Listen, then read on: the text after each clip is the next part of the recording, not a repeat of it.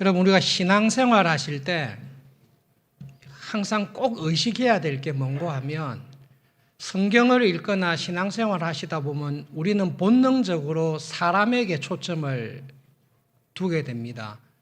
특별히 믿음이 좋은 사람에게 초점을 두게 됩니다. 그래서 믿음이 좋은 사람이 한 행동을 보고 나도 그렇게 해야 되겠다 이렇게 교훈을 얻고 따라합니다. 그 참 잘하는 일입니다. 반드시 그렇게 해야 됩니다.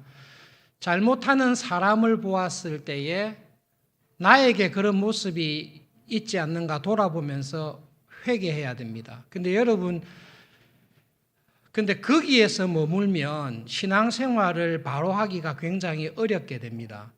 의식적으로 설교를 듣거나 성경을 읽으실 때에 의식적으로 하나님에게 초점을 두기 위해서 애를 쓰셔야 됩니다. 성경은 하나님을 말씀하고 있습니다. 성경은 위대한 인물을 말씀하는 게 아니라 위대한 인물을 위대하게 만드신 하나님의 은혜, 하나님을 말씀하고 있지 우리들에게 사람을 제시하고 있지는 않습니다.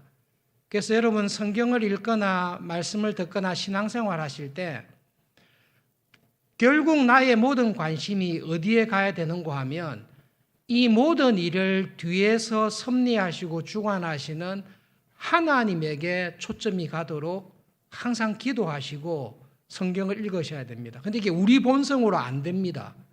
정말로 우리 본성으로 안 되기 때문에 말씀을 들을 때나 성경을 읽으실 때에 성령님께 꼭 기도하셔야 됩니다. 저의 귀를 열어주셔서 저의 눈을 열어주셔서 지금 내 앞에 펼쳐져 있는 것을 보는 것이 아니라 그 이면에 계시는 하나님을 보게 해 주십시오. 그렇게 해야 믿음 생활을 바르게 할 수 있습니다. 나단의 비유를 딱 보실 때에 나단의 비유를 통해 이야기하는 다윗 부자의 공통점이 있습니다. 어떤 공통점이 있는가 하면 하나님께 받은 은혜가 큰 사람입니다.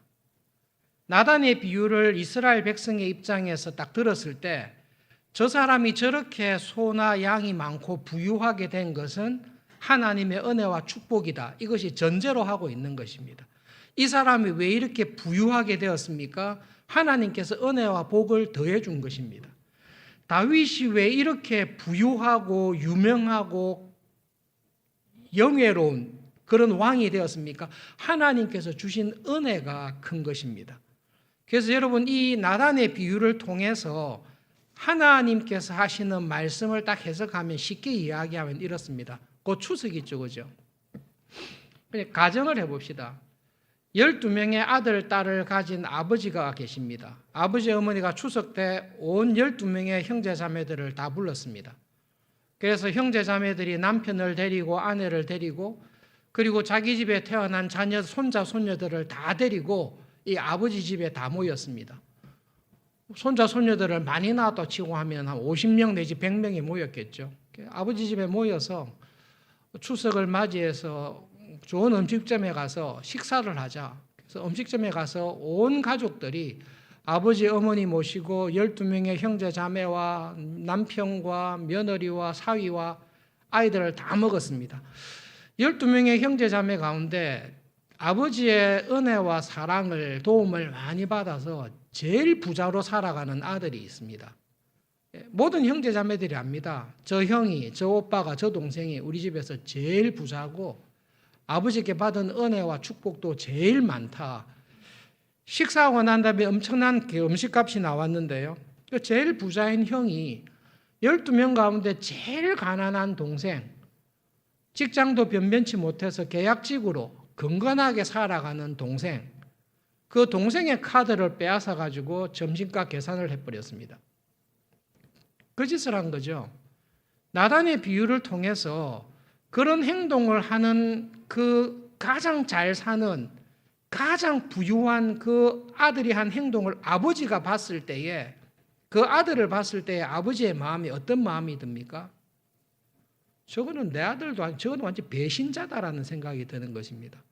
내가 저 아들에게 준 은혜가 저 아들에게 준 사랑이 내가 저 아들을 얼마나 복되게 해서 다른 모든 아이들보다 저 아들에게는 갑절에 수십 배, 수백 배의 유산을 주고 어려울 때마다 도와주고 그렇게 했는데 그 아버지에게 이런 큰 은혜와 사랑을 받았는데 하는 행실을 보니까 자기는 밥값 내는 게 아무런 문제가 아닌데 제일 가난한 동생의 카드를 빼앗아서 밥값을 계산해버리고 나가는 것을 볼 때에 이거는 배은망덕한 아들이죠.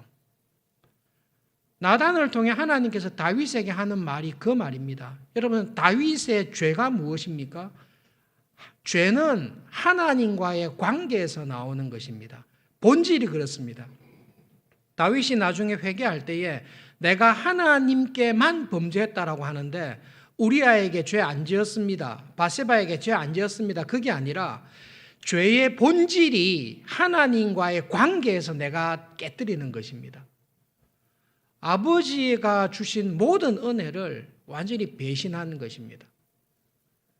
하나님께서 다윗에게 이야기하세요. 내가 모든 것을 다 주었다고. 그런데 네가 원했다면 나 더 줬을 거라고. 그게 아버지의 마음입니다. 하나님께서 나단을 통해 다윗에게 하는 말씀이 있습니다. 너는 자격이 있어서 내가 선택한 거 아니라고. 여러분, 하나님 눈에도 그렇는데요. 사무엘의 눈에게 왕이 될 사람은 엘리압 장남이지 다윗이 아닙니다. 아버지 이새가 볼 때에 왕이 될 제목은 장남이나 차남이지 막내인 다윗이 전혀 아닙니다. 성경이 말하는 말을 자세히 들어보십시오. 다윗은 제일 뛰어나고 제일 쓸모있고 제일 믿음이 좋아서 선택한 게 아닙니다. 제일 가치나 자격이 없는데도 하나님께서 택하신 것입니다. 그리고 하나님께서 다윗에게 이야기합니다. 사울의 손에서 너를 건져줬잖아. 하나님께서 사울의 손에서 보호 안 해줬으면 다윗은 죽어도 몇 번 죽었습니다. 안 죽을 수가 없습니다. 믿음이 없어서 블레셋에 도망갔을 때에 미친 흉내를 내면서 목숨을 구걸할 때에 하나님께서 안 도와주셨으면 다윗은 죽었습니다. 그 정도로 별 볼 일이 없는 올챙이적 시절을 생각할 때에 다윗이 그렇게 하나님에게 중요한 사람이 아닙니다. 하나님께서 중요하시지 다윗이 중요하지 않습니다. 왕으로 세웠습니다. 다윗이 자기 힘으로 아브넬을 이길 수 있습니까? 자기의 전략으로 북쪽 이스라엘 지파를 다 데리고 올 수 있습니까? 올 수 있으면 왜 7년 6개월 동안 아무 일도 못하고 있습니까? 여러분, 하나님께서 다윗을 만났을 때에 내 마음에 딱 맞는 사람이다라고 한 것은 그 의미입니다. 내세울 것이 없고 자격도 없고 뛰어난 것도 없어서 이 다윗과 함께 일을 하면 하나님이 어떤 하나님이신지를 보여주기에 딱 맞는 사람입니다. 제발 성경을 읽을 때에 하나님의 눈으로 읽도록 애를 쓰십시오. 다윗이 하나님 마음에 너무 맞는 것은 얘는 별로 자랑할 게 없어요. 형들에 비하면 자랑할 게 없어요. 그리고 하나님의 은혜와 도움이 아니고서는 헤쳐나갈 수 있는 능력이 그렇게 많지 않습니다. 하나님께서 보시기에 하나님 마음에 딱 맞아요.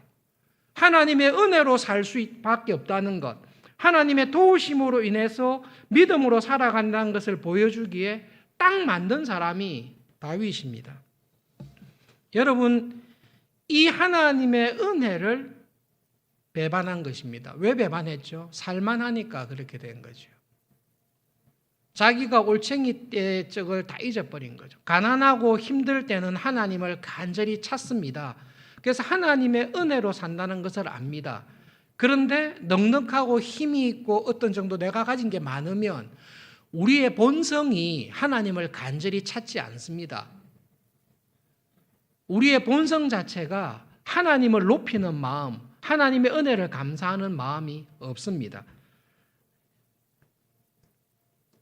오늘 사건을 통해서 하나님께서 우리에게 주시는 말씀, 기억해야 될 것 세 가지를 생각해 보겠습니다. 첫 번째로 딱 기억해야 될 것은 이사야 1장 2절부터 4절, 21절 한 절씩 교독하겠습니다. 범죄한 이스라엘, 유다 백성들을 향해서 하나님께서 하신 말씀인데 한 절씩 교독합시다. 하늘이여 들으라, 땅이여 귀를 기울이라. 여호와께서 말씀하시기를 내가 자식을 양육하였거늘 그들이 나를 거역하였도다.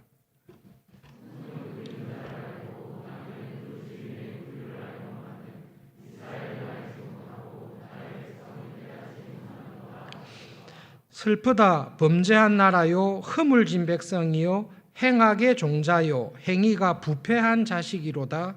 그들이 여호와를 버리며 이스라엘의 거룩한 일을 만홀히 여겨 멀리하고 물러갔도다.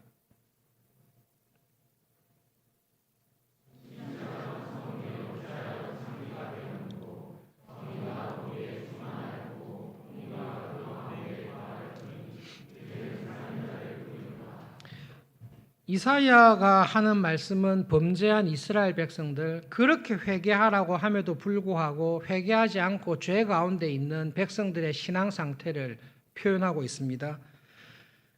소도 임자를 안다. 나귀도 주인의 구유를 아는데 이스라엘 백성들은 자기의 주인이 누구인지, 자기에게 이렇게 은혜를 주신 하나님의 누구인지를 깨닫지 못하는도다. 누구 이야기죠? 다윗 이야기죠. 다윗을 두고 하는 말이에요. 슬프다. 범죄한 나라요, 허물진 백성이요, 행악하는 종자요, 행위가 부패한 자식이로다. 누구 이야기죠? 지금 다윗 이야기죠. 여호와를 버리며 이스라엘의 거룩한 일을 만홀히 여기고 멀리하여 물러갔도다. 누구 이야기죠? 다윗 이야기죠. 여러분, 다윗은 하나님 보시기에 특별한 종자가 아닙니다. 하나님께서는, 여러분, 하나님의 눈에는 엘리야나 우리나 성정이 똑같습니다. 하나님의 눈에는 다윗이나 엘리야나 우리나 다 똑같습니다.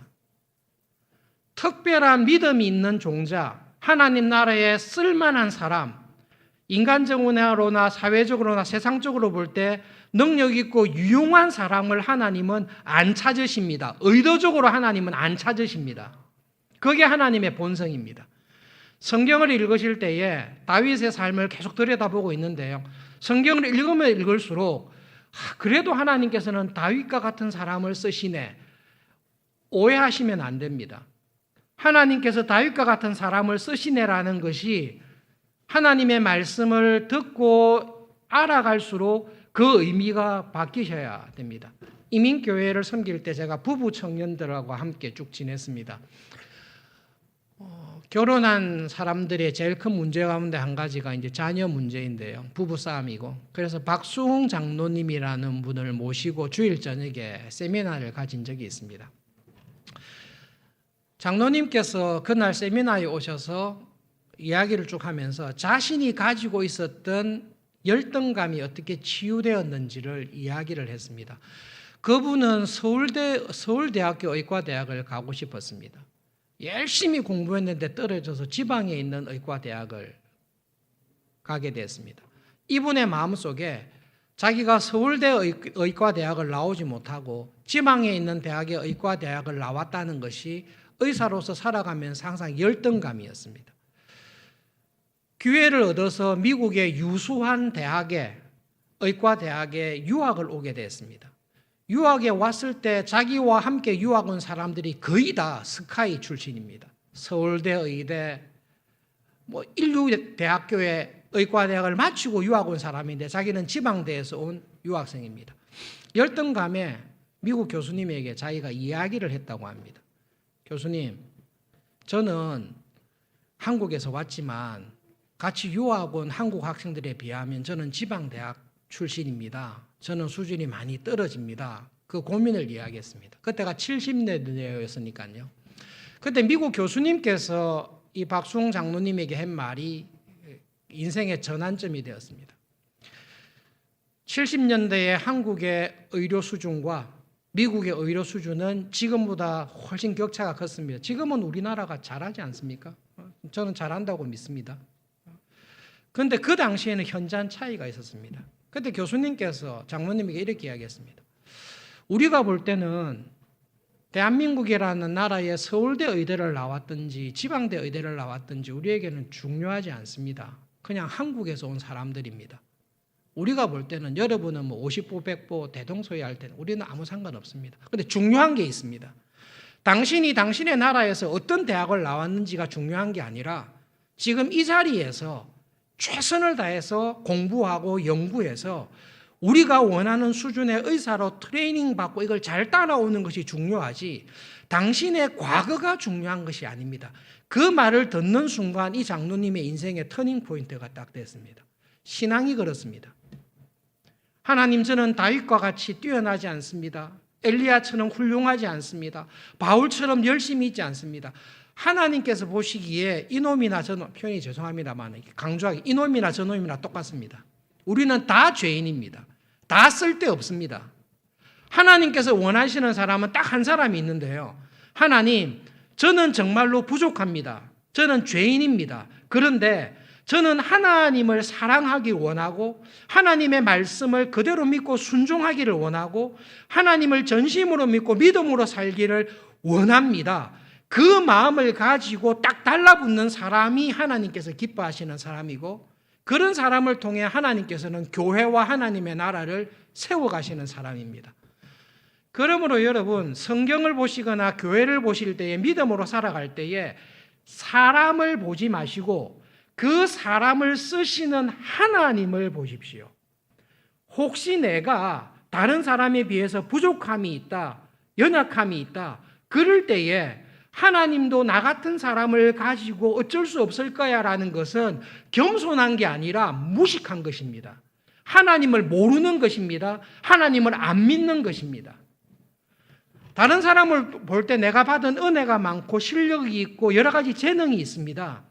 그러면 나에게 이런 재능과 실력과 은혜를 주신 하나님을 바라보면서 나에게 이런 복과 은혜를 주셨는데 이것을 가지고 아버지가 기뻐하는, 하나님이 기뻐하는 사람을 어떻게 살아야 될까? 추석 때 가족들이 다 모였으면 돈은 당연히 내가 내야 되는 거구나. 내가 받은 은혜가 많으니까, 나는 수천 마리의 양이 있으니까 그렇게 살아가는 것. 그리고 그걸 내면서 자, 오늘은 내가 쏘았다 이게 아니라 나는 하나님께, 아버지께 받은 은혜가 많습니다. 누군가 한 사람이 수고를 하고 누군가 한 사람이 희생을 하고 누군가 한 사람이 짐을 져야 된다면 이 짐을 넉넉히 질 수 있는 은혜를 아버지께서 주셨습니다. 그걸 쓰고 난 다음에도 자랑이 있는 게 아니라 감사가 있는 것이죠. 여러분, 신앙생활을 하나님을 믿고 은혜 안에 살아가는 사람의 특징은 자랑과 교만이 아니라 감사가 있습니다. 감사하는 사람이 하나님의 은혜 안에 살아가는 것입니다. 그런데 다윗이 이것을 잃어버린 거죠. 왜 잃어버렸습니까? 하나님을 의지하기보다 하나님을 의지하지 않아도 될 만한 것들이 나에게 있을 때에 우리가 넘어지는 것입니다. 하나님께서는 어떤 사람을 찾으십니까? 하나님 마음에 합한 사람을 찾으십니다. 어떤 사람이 하나님 마음에 합한 사람입니까? 하나님께서 어떤 하나님이신지를 믿고 그 하나님께서는 나를 통해서도 일하기를 기뻐하신다는 것을 믿고 그 하나님 앞에 나와서 저를 마음껏 써주십시오. 순종하며 믿음으로 살겠습니다라고 하는 사람이 하나님 마음에 합한 사람입니다. 하나님, 저 같은 사람이 저 정도 됐으니까 좀 교회에 도움이 되지 않겠습니까? 도움이 전혀 안 됩니다. 하나님께서는 그런 사람을 통해 일하지 않으세요. 자기가 열심히 일을 했는데요. 나중에 하나님께서는 나는 너를 쓴 적이 없다라고, 정말로 비참하고 조심해야 될 말씀인데, 내가 주를 위해서 선지자 노릇했습니다. 주를 위해 집사와 주를 위해서 목사와 선교사와 장로와 집사와 권사로 일을 많이 했습니다. 아니요, 너는 너 좋을 대로 했다라고 하나님께서 딱 잘라서 말씀하실 때가 있습니다. 돌아보셔야 됩니다. 두 번째로 여러분, 이 말씀을 준비하면서 하나님께서 왜 이 말씀을 자꾸 반복하게 하시나 저도 좀 의아스러운데요. 피해 가고 싶었지만 피할 수가 없습니다.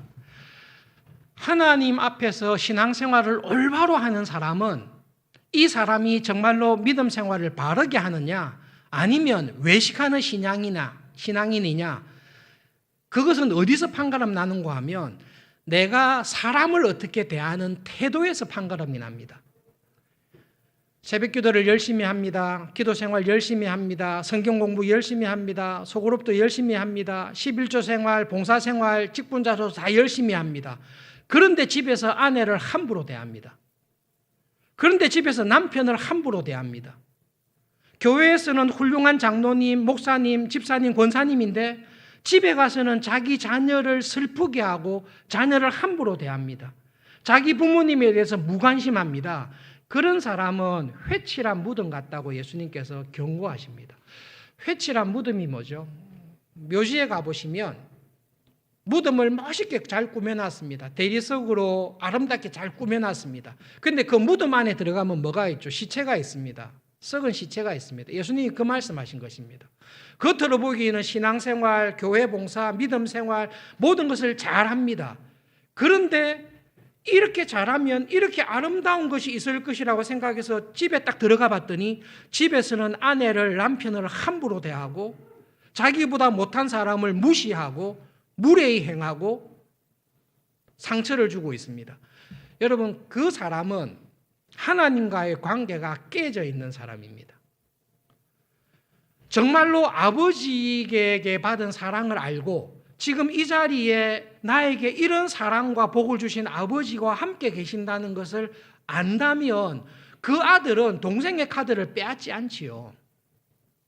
정말로 아버지가 이 자리에 있고 내가 아버지에게 받은 은혜를 정말로 알면 돈을 내려고 하는 동생들을 막아서라도 아니라고, 이것은 내가 해야 될 일이라고, 내가 아버지께 받은 사랑이 크다고, 그리고 내가 이렇게 할 때에 이것이 아버지가 보기에도 아름다운 모습이라고, 정말로 하나님의 은혜 안에 있는 사람, 기도의 자리에 들어가서 하나님을 만난 사람, 성경 공부를 통해서 하나님의 은혜를 안 사람은, 그 하나님의 은혜 안에 있는 사람은 동생들을, 형제자매들을, 교인을 대하는 태도가, 말씨가 완전히 바뀌게 되어 있습니다.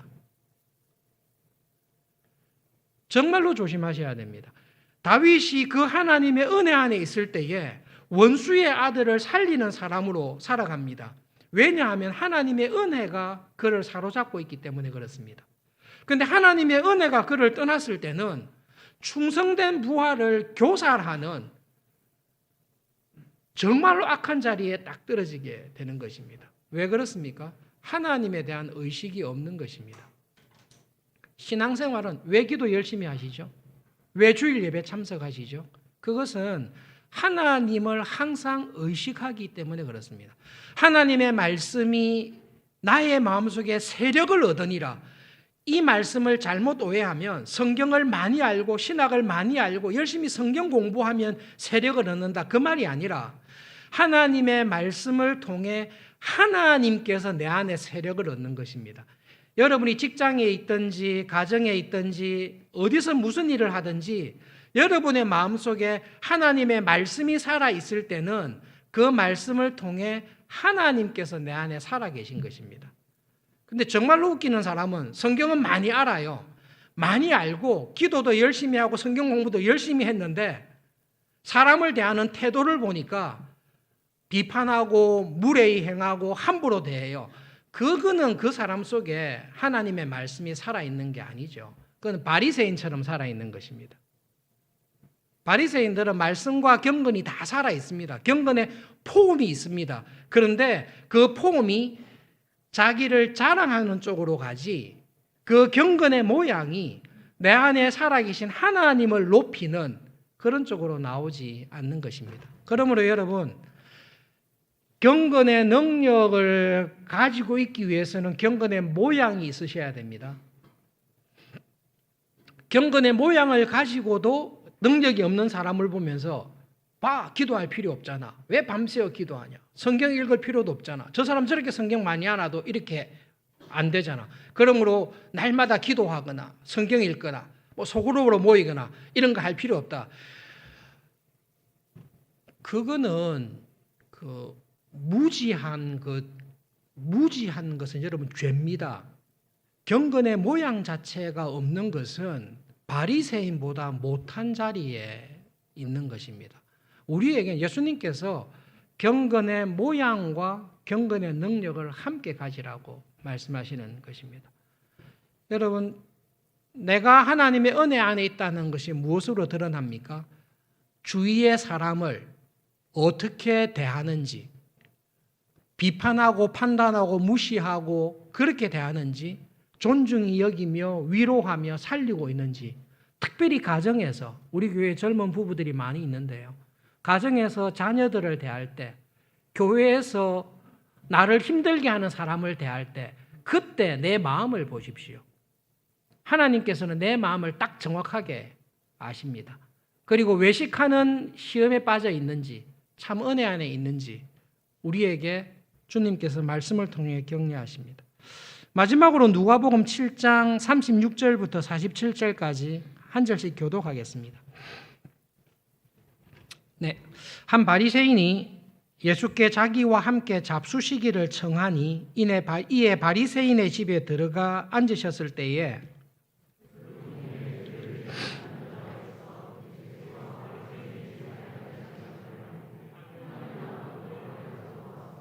예수의 뒤로 그 발 곁에 서서 울며 눈물로 그 발을 적시고 자기 머리털로 닦고 그 발에 입 맞추고 향유를 부으니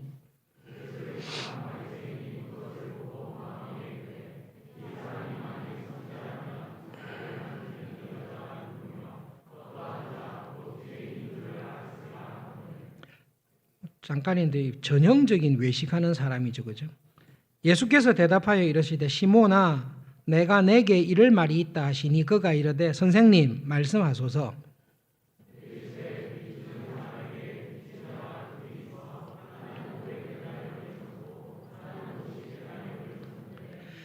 갚을 것이 없으므로 둘 다 탕감하여 주었으니 둘 중에 누가 그를 더 사랑하겠느냐?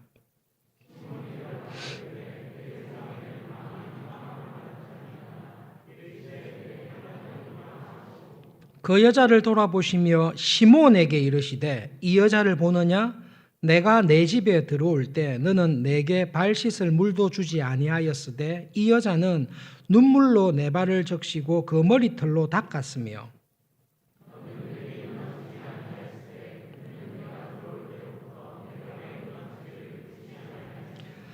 너는 내 머리에 감람유도 붓지 아니하였으되 그는 향유를 내 발에 부었느니라.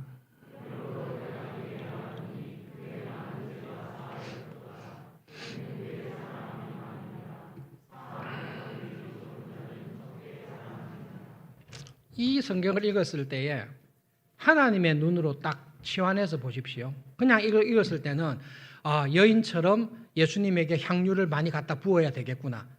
헌금을 좀 더 많이 해야 되겠구나. 그렇게 적용하기 쉬운데요. 그것을 본받는 것은 잘하는 것입니다. 이것을 보고도 그 여자는 그렇게 했지만 이거는 안 좋아요. 근데 여러분 거기서 하나님께 눈을 딱 돌려서 성경을 다시 읽어보십시오. 이 여자가 예수님에게 와서 눈물로 발을 씻기고 머리털로 그 발을 닦고 감람유가 아닌 향유를 머리에 붓지 않고 발에 부었습니다. 왜 이런 놀라운 일을 했습니까? 눈물로 발을 닦고 머리털로 씻기고 향유를 부어서 내 죄를 용서받기 위해서 이 일을 했습니까? 조금만 더 나가면 눈물로 예수님의 발을 닦고 머리털로 씻기고 향유를 부으면 그 정도의 희생과 대가를 지불하면 하나님 앞에 지은 내 죄가 용서받을 수 있습니까? 향유 그 정도로 부어주면 내가 하나님께 지은 죄가 용서받을 수 있습니까? 불가능합니다. 우리가 어떤 헌금을, 어떤 향유를 부어도 내가 지불한 향유로 내 죄가 용서받을 수 있는 게 아닙니다. 불가능합니다. 이 여자는 왜 향유를 갖다 붓습니까? 예수님께서 말씀하셨잖아요. 사함을 받은 일이 적은 자는 적게 사랑하는데 이 여자는 자기의 많은 죄가 사하여졌다는 것을 압니다. 하나님께 엄청난 사랑을 받았다는 것을 압니다. 예수님의 말씀을 듣는 가운데 하나님께서 이 여자에게 예수님께서 나의 모든 죄를 사해 주셨구나, 하나님께서 나의 모든 죄를 용서해 주셨구나라는 은혜와 복음이 이 여자를 바꾼 것입니다. 이게 성령님의 은혜입니다. 내가 하나님께 받은 용서, 시몬이 이야기했잖아요. 이 여자는 온 동네가 아는 죄인입니다. 온 동네가 아는 나쁜 여자입니다. 그런데 하나님께서 나를 용서하시고 내 죄를 사해 주시고 나를 하나님의 자녀로 다시 받아주셨다라는 이 받은 은혜와 사랑이 이 여자에게 감동을 준 것입니다. 그래서 내가 받은 이 은혜에 어떻게 하면 보답할까라고 해서 눈물을 흘리며 향유를 발에 부은 것입니다. 향유를 부은 게 이 여자에게 자랑입니까? 아니요, 감사라니까요. 하나님께서 나에게 주신 은혜에 감사하여 이 은혜에 어떻게 하면 보답할 수 있을까라고 생각하여서 주님 앞에 나와서 이 일을 바쳤을 때에 예수님께서 그 여자의 중심을 따갑니다.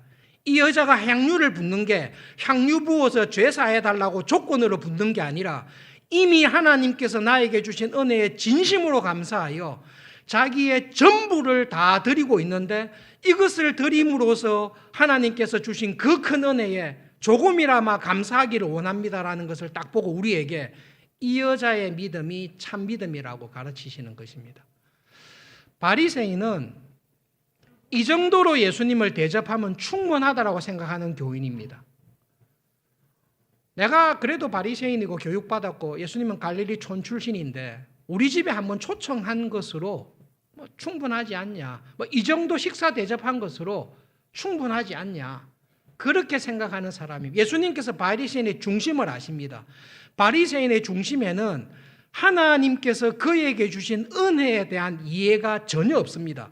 이 바리새인은 예수님을 초청할 정도로 똑똑하고 경건할지는 몰라도 그의 모든 경건 속에는 자기 자랑이 있지, 하나님께서 자기를 바리새인 되게 하시고 하나님께서 자에게 주신 은혜에 대한 감사가 전혀 없습니다. 그러므로 바리새인은 바리새인의 의를 가지고 지옥에 가지, 바리새인의 의를 가지고 하나님 나라에 들어갈 교인은 한 사람도 없습니다. 지난 금요일 날 희년에 관해서 말씀을 전하다가 50년에 한 번 온다는 희년은 여러분, 이게 그냥 쉽게 말하면 평생 한 번 올까 말까, 평생 한 번 오는 은혜예요. 희년을 지키라고 했을 때 희년을 지킬 수 있는 길이 있습니다. 그것은 7년에 한 번씩 오는 안식년을 은혜로 지키면 희년을 지킬 용기를 얻습니다. 7년에 한 번씩 오는 안식년을 믿음을 가지고 지켰습니다. 이것을 7번 지켰습니다. 그러면 희년이 왔을 때에 희년에서 하나님께서 요구하시는 그 엄청난 것을 지킬 힘이 있습니다. 7년에 한 번씩 오는 안식년을 지킬 수 있는 힘은 어디에 있습니까? 그것은 매 일주일에 한 번씩 오는 안식일을 지키는 은혜를 통해서 안식년을 지킬 수 있는 힘이 있습니다. 일주일을 살았습니다. 엿새 동안 힘써 일하고 7째 되는 날, 우리가 잘 이해하기 쉬운 게 고3이니까요. 엿새 동안 힘써 학업을 위해서 준비하고 7째 되는 날은 하나님의 안식일이니까 공부하지 아니하고 학원 가지 아니하고 하나님 앞에 나와서 하나님께 기도하며 말씀을 배우며 믿음으로 주의를 성수하며 살아가는 것을 훈련을 했습니다. 이렇게 훈련하면서 매주 살았습니다. 1년을 살고 2년을 살고 7년을 사는 동안에 이렇게 안식일을 철저하게 지키며 믿음으로 살아게 7년이 되었을 때 7년의 세월을 돌아보니 말씀에 순종하며 살았던 나에게 주신 은혜가 지금 나를 만들었다는 것을 딱 결심했습니다. 그러면 안식년 지킬 수 있습니다. 그런데 안식일을 지키지 않고 주일을 거룩하게 지키는 것 없이 안식년만 지키려고 할 때는 불가능합니다. 한 구절만 더 보고 말씀을 정리. 고린도전서 15장 10절. 이 구절은 여러분 우리 진짜 암송하면 좋겠습니다. 같이 읽읍시다. 그러나 내가 나 된 것은 하나님의 은혜로 된 것이니 내게 주신 그의 은혜가 헛되지 아니하여 내가 모든 사도보다 더 많이 수고하였으나 내가 한 것이 아니요 오직 나와 함께 하신 하나님의 은혜로라. 하나님의 은혜는 하나님께서 거저 주신 것입니다. 내가 사도된 것, 예수님을 믿는 믿음을 가지고 살게 된 것 하나님의 은혜입니다. 회개도 하나님의 은혜입니다. 하나님의 은혜로 된 것입니다.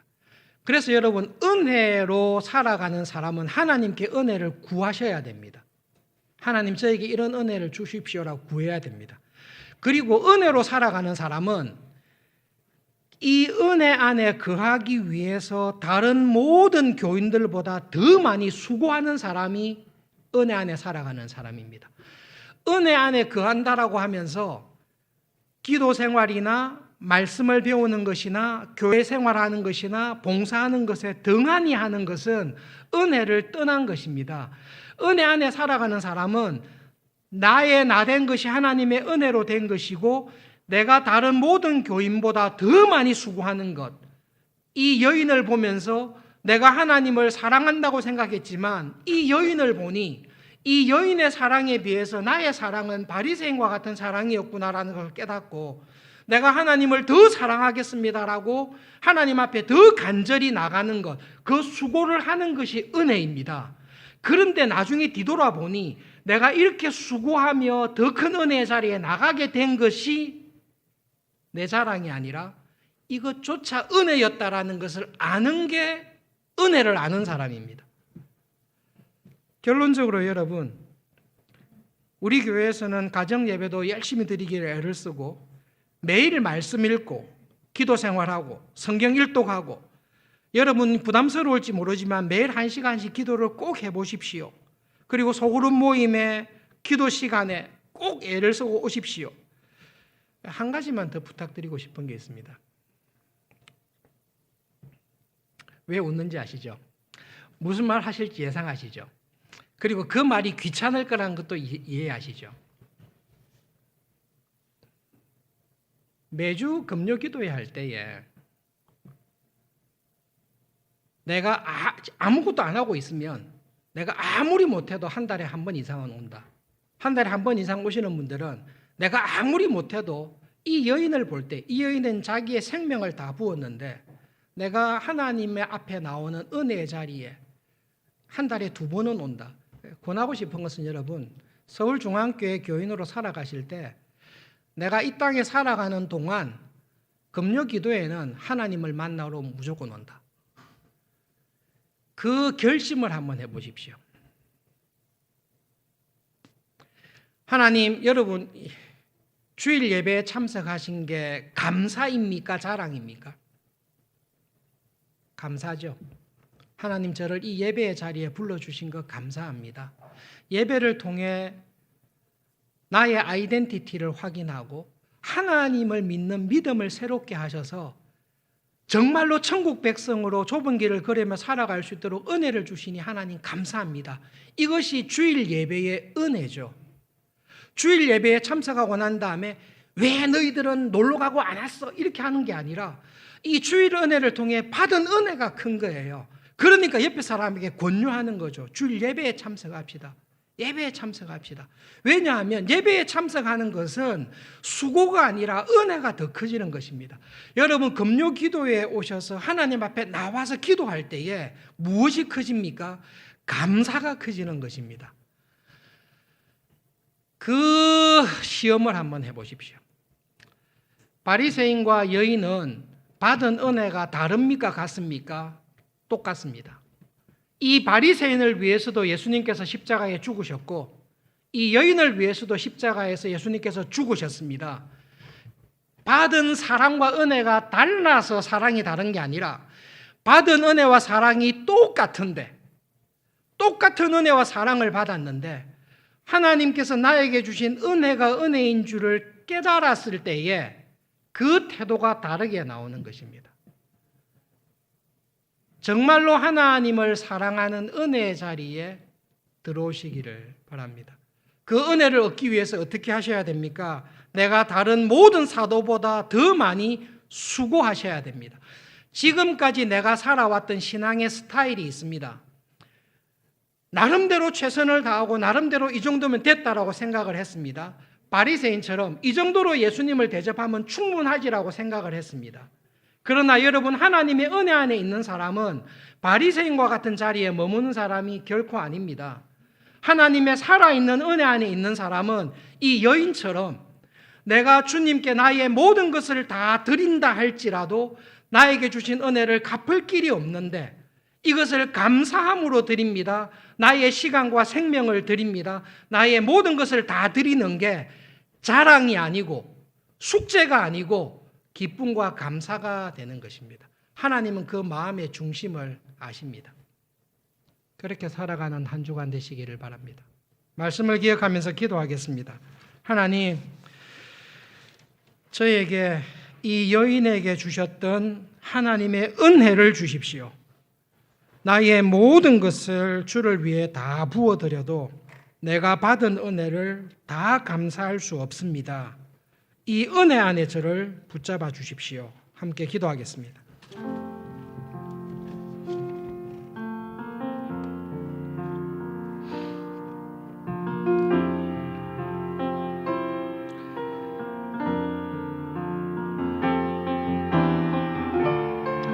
하나님 아버지, 우리의 마음을 열어주시고 우리의 귀를 열어주셔서 하나님을 바라보게 해주십시오. 하나님께서 나에게 주신 그 은혜를 깨닫게 해주십시오. 하나님 아버지, 하나님의 은혜의 자리를 떠나서는 우리는 아무것도 아닙니다. 나는 아무것도 아닙니다. 내가 살아가는 모든 것이, 내가 숨쉬며 행동하는 모든 것이 하나님의 은혜에 대한 감사의 고백이 되게 해주십시오. 예수님의 이름으로 아멘.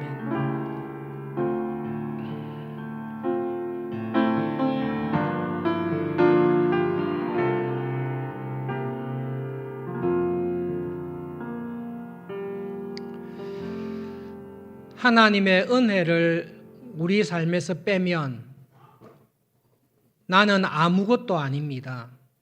나의 나된 것이 정말로 하나님의 은혜인 것을 기억하며 감사합니다. 이번 한 주간 살아갈 때에 하나님의 은혜를 감사하며 그 은혜에 합당하게 살아가는 은혜 주시기를 간절히 기도합니다. 하나님 그 여인처럼 자기의 모든 것을 은혜에 감사하여 쏟아부었던 여인처럼 감사함으로 하나님 앞에 나의 삶을 온전히 드리면서 살아가기를 소원합니다. 하나님 바리새인처럼 그 은혜에서 떨어진 자리에 있지 않는지 우리를 돌아보게 해주시고 참 은혜의 자리에, 감사의 자리에 붙잡아 주십시오. 예수님의 이름으로 기도합니다. 아멘.